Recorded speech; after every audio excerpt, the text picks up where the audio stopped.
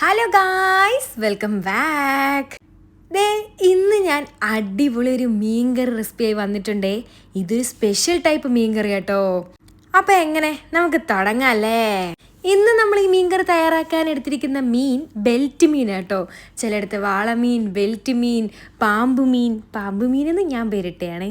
അങ്ങനെ പല പേരുകൾ അറിയപ്പെടുന്ന നമ്മളെ മീൻകുട്ടനെ നമ്മൾ അങ്ങോട്ട് അടിപൊളിയായിട്ട് ക്ലീൻ ചെയ്തെടുക്കുന്നതാണ് ഫസ്റ്റ് സ്റ്റെപ്പ്.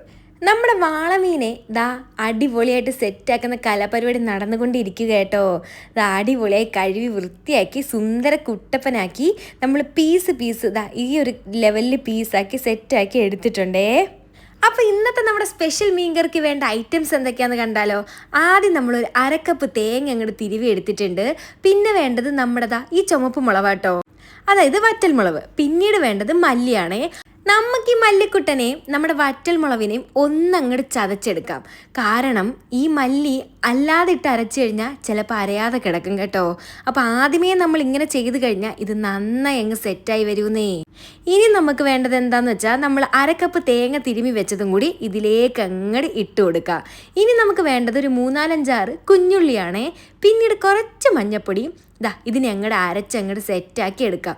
ഇമ്മിണി വെള്ളവും കേട്ടോ. അങ്ങനെ നമ്മുടെ അരപ്പ് ഇവിടെ അരഞ്ഞതേ അടിപൊളി പേസ്റ്റ് രൂപത്തിലെത്തിയിട്ടുണ്ടേ. അപ്പം നമ്മുടെ അരപ്പ് കൂട്ടാൻ തയ്യാറായി. ഇനി നമുക്ക് വേണ്ടത് ഒരു അടിപൊളി പച്ചമാങ്ങ കേട്ടോ.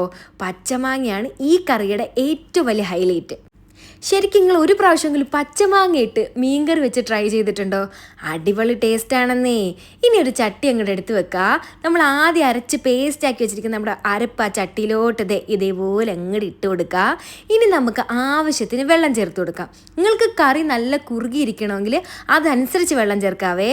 എങ്ങനെയാണോ വെള്ളത്തിൻ്റെ അളവ് വേണ്ടത് അതുപോലെ വെള്ളം ചേർത്ത് കൊടുക്കുക കേട്ടോ. പിന്നീട് ഇനി നമുക്ക് അതിലേക്ക് വേണ്ടത് കുറച്ച് ഉപ്പാണേ. ആവശ്യത്തിന് ഉപ്പും കൂടെ ചേർത്ത് നന്നായി ഒന്നും കൂടെ ഇളക്കി ഇനി നമുക്കിതിനെ അങ്ങോട്ട് അടുപ്പത്തേക്ക് വെക്കാം. ഇനി നമ്മുടെ കറിക്കുട്ടൻ അടുപ്പത്തങ്ങോട്ട് ഇരുന്ന് തിളച്ച് സെറ്റായി അങ്ങോട്ട് വരട്ടെന്നേ. ഇതങ്ങോട്ട് തിളച്ച് ഇങ്ങനെ അങ്ങോട്ട് വരുമ്പം നമ്മൾ കഴുകി സുന്ദര കുട്ടപ്പനാക്കി വെച്ചിരിക്കുന്ന നമ്മുടെ മീൻകുട്ടന്മാരെ അതിലേക്ക് അങ്ങോട്ട് ഇട്ട് കൊടുക്കാം. നമ്മൾ എല്ലാ മീൻകുട്ടന്മാരെ അതിലേക്ക് അങ്ങോട്ട് ഇട്ട് കൊടുത്തേ. ഇനി നമ്മൾ അങ്ങോട്ട് കട്ട് ചെയ്ത് വെച്ചിരിക്കുന്ന മാങ്ങാ പീസും കൂടെ ഇതേപോലെ അങ്ങോട്ട് ഇട്ട് കൊടുക്കാം.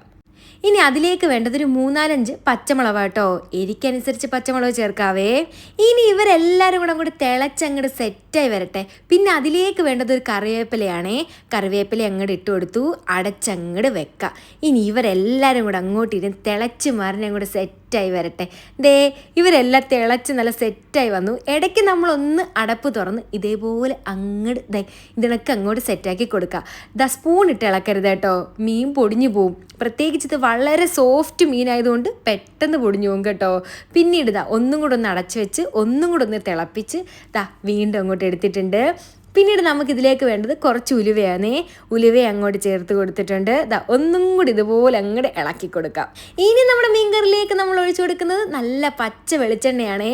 പച്ച വെളിച്ചെണ്ണയും കൂടെ അങ്ങോട്ട് ഒഴിച്ചു കൊടുക്കുക. ഇനി ഒരു തണ്ട് കറിവേപ്പിലയും കൂടെ ഇതേപോലെ അങ്ങോട്ട് ഇട്ട് കൊടുക്കുക. ഒന്നും കൂടെ ഒന്ന് നല്ലപോലെ തിളയ്ക്കുന്ന അവിടം വരെ ഒന്ന് കാത്തു നിൽക്കുക. നമ്മുടെ മീൻകറി റെഡിയായി കേട്ടോ.